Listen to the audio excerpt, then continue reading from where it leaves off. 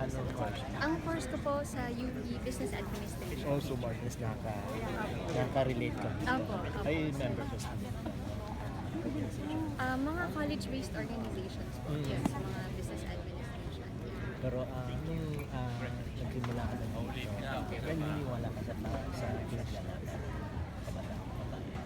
Ang ano naman kasi nila yung pinaglalaban nila is yung mga karapatan nila bilang mga Pilipino.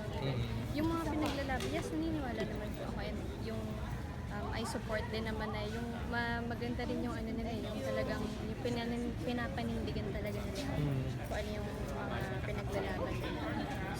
Since UP ka, was there a time na nakisali ka sa mga Ay, ano po, may mga invitation pero hindi rin kasi ako yung tipo na nagra-rally din eh. Yung mga ano lang, signature campaign, gano'n, yun po. Pero hindi po ako, hindi ko rin na-experience. So, ibig sabihin naniniwala ka na mas mabuti na once you have the guidance na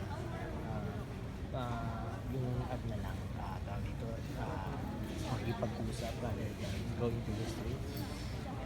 Ano ba yung